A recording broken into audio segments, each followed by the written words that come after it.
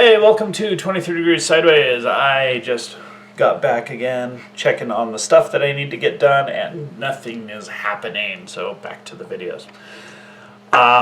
Someone commented on one of my previous videos. They commented in a different forum, and it's I talked about the illogical nonsense of lockdowns and coronavirus restrictions, and how it makes me dubious on everything else because none of the stuff makes sense. Like one doorway where everyone has to go in and out past a single worker who has to track you and hand you masks and stuff.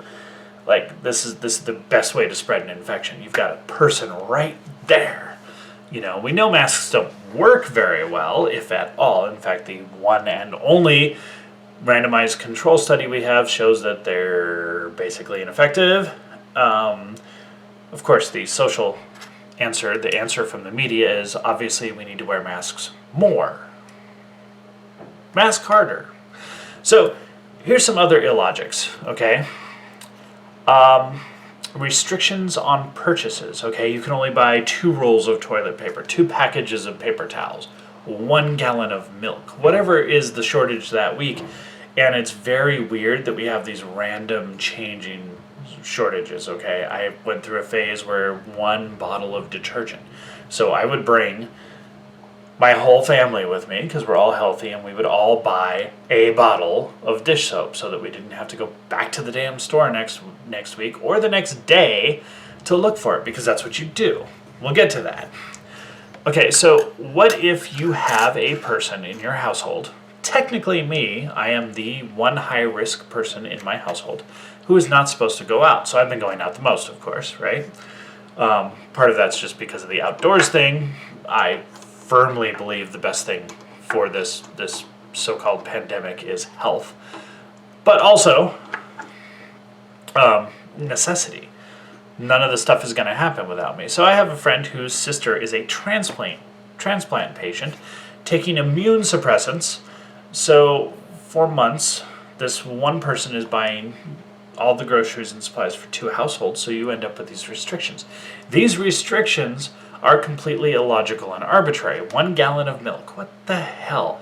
Milk is a perishable. You don't stockpile it. Okay? It's not... It's an irrational restriction. There's no logic to it. Okay, so you can't buy 2 gallons of milk, so you have to go to a different store and increase your exposure rate, your exposure to other people, or potential exposure to the virus, if the virus is really your problem. So you make people go into more stores, go back through lines, go shopping more often because they can't get basic... We're not talking about buying 30 gallons of milk. We're talking about buying 2. Okay, it's like the idea that you're not... Maybe what you're doing is trying to buy 10 large packages of toilet paper. Maybe that's excessive. I have 8 people in my household, and I don't want to go back to Walmart for 2 months. I don't know. I would buy 12 of those big packages. A lot of girls in my household.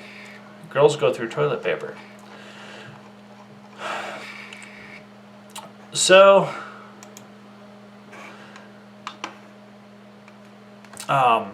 you're exposed to more people in more places when you have to do your shopping this way. Now, the supply situation where you have to go in to check and see if stuff is available, so you have to go to the store every day to see if what you need is in stock, that makes it even worse. It's almost like it's deliberate, okay? So this is almost like it's a plan. It's so bad that it kind of goes beyond belief that it's purely accidental, okay? So you have supply situations, Soviet America, where you have to go to the store, get exposed to everything around you constantly, over and over and over and over again. And you think you're social distance, you think you're doing lockdowns, you think that eating with your mask on is going to help. But if you want to have toilet paper, dish soap, eggs, food in your house, you have to go to the grocery store. You have to go to multiple grocery stores, multiple house goods stores, whatever your essential businesses are. You have to keep going and going and going and going more often than you would normally, because you have to figure out if they're going to have what you want. think about this for a minute, okay? That you are. Why are we having so many cases despite all of the lockdown behaviors, all of the social behaviors, despite masks and social distancing and closing all the bathrooms so that you don't have hygiene in public and putting the little plastic barriers up and all of the stuff. But you have to go over and over. You're constantly out. We know that masks aren't very effective.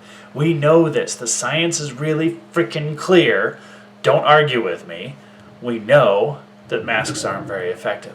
Fine. You want to wear them because they're a social thing? Fine. We know that they're not effective enough that you can just go out and be around people all the time in close proximity. That's why people keep trying to increase the lockdowns.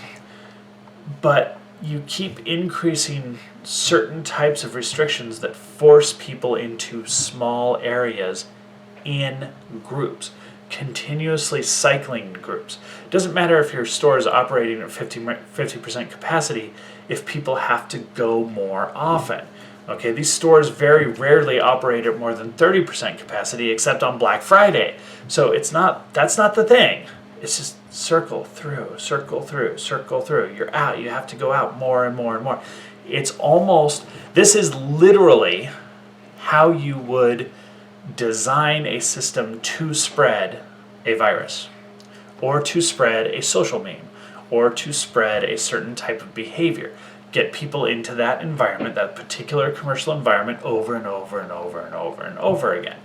It's almost like it's a marketing plan to get people to impulse shop more, especially because they can't find the stuff they actually want.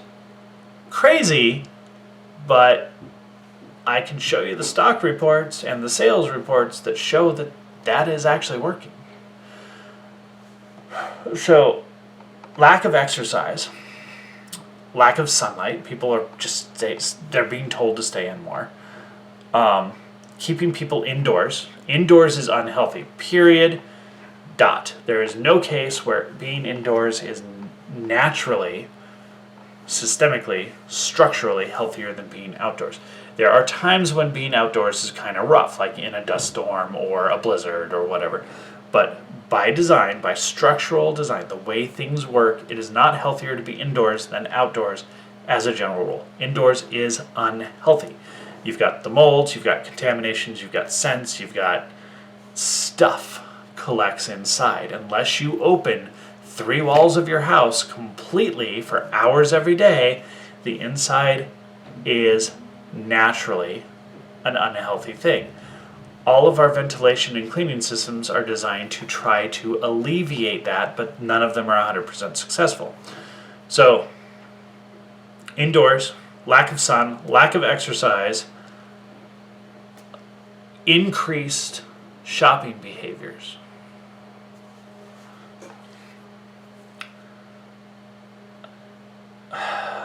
My friend says a rose by any other name, and it's hard. It's very difficult for me to put an